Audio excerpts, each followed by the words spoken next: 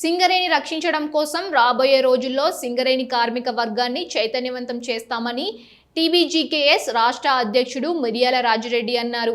ఈ మేరకు పెద్దపల్లి జిల్లా 8వ కాలనీ టీజీబీకేఎస్ ఆఫీస్లో ఏర్పాటు చేసిన మీడియా సమావేశంలో మాట్లాడుతూ రాబోయే రోజుల్లో బీఆర్ఎస్ పార్టీ సహాయక సహకారాలతో ఉద్యమ కార్యాచరణతో సింగరేణిని రక్షించుకుంటామని తెలిపారు.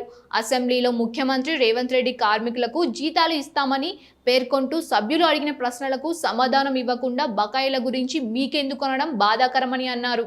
ప్రోత్సహించేటువంటి స్కీమ్ కూడా పెట్టలేనటువంటి పరిస్థితి వచ్చింది.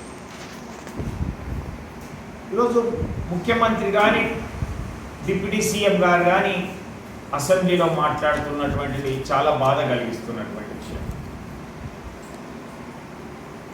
ఈరోజు కార్మికులకు బకాయిల గురించి ఎందుకు, మీ జీతాలు చెల్లిస్తున్నాం కదా అనేటువంటిది మాట్లాడుతున్నటువంటి ముఖ్యమంత్రి గారు. అంటే ఒక జీతాలు మాకు ఇచ్చినంత మాత్రాన ఈ సంస్థకు ఎంత గొప్ప పేరున్నది. భారతదేశంలో మొట్టమొదటి పబ్లిక్ సెక్టార్గా గుర్తింపు పొంది లక్షలాది మందికి పరోక్షంగా ప్రత్యక్షంగా ఉపాధి కల్పిస్తున్నటువంటి తెలంగాణలో ఏకైక అతిపెద్ద సంస్థ ఈరోజు నిధుల కొరత వలన అభివృద్ధి కార్యక్రమాల సంస్థ అయితే లేదా కార్మికుల సంక్షేమ కార్యక్రమాలు కూడా కుంటుపడుతున్నటువంటిది చూస్తున్నాం కదా. దానికి మాకు డబ్బులు అవసరం లేదా? ఈరోజు భారతదేశంలో అనేక పబ్లిక్ సెక్టార్లు ఉన్నాయి కదా. ఏ పబ్లిక్ సెక్టార్కైనా ప్రభుత్వం నుంచి 56,000 కోట్ల కంటే పైన బకాయిలు ఉన్నటువంటి సంస్థ ఏదైనా ఉన్నదా భారతదేశంలో?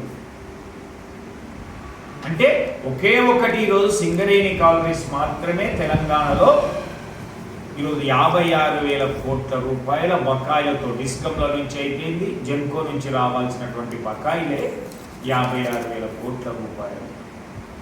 అలాంటిది ఈరోజు సంస్థ సంక్షేమ కార్యక్రమాలు కనీసము మంచినీళ్లకు కావాల్సినటువంటి ర్యాపిడ్ గ్రావిటీ దాన్ని చేయడానికి కానీ, లేదా ఎస్టీపీలు పెట్టుకోవడానికి కానీ, లేదా మంచినీళ్ళు సరఫరా చేసేటువంటి పరిస్థితుల్లో కానీ, మందులు కొనుగోలు చేసేటువంటి పరిస్థితులలో కానీ, లేదా సంస్థ ఎక్స్పాన్షన్ కోసము ఈరోజు కావాల్సినటువంటివి అనేక కార్యక్రమాలు, ఈరోజు సోలార్ అయితేంది, హైడల్ అయితేంది, ఆ పంపుడు స్టోరేజ్ అని అంటే అయితేంది, ఇలాంటి కొత్తది అయితేంది, లేదా గ్లోబల్ సింగరేణిగా మార్చినటువంటి సంస్థ అయిపోయింది, లేదా కర్ణాటకలో బంగారు నిధుల అన్వేషణ కోసం అయిపోయింది, లేదా కొత్త ప్రాజెక్టుల కోసం అయిపోయింది, కొత్త టెక్నాలజీ కోసం అయిపోయింది, కొత్త మెషినరీ కోసం అయిపోయింది, రోజువారీగా ఉపయోగపడేటువంటి స్పేస్ పరికరాలు తీసుకురావడానికి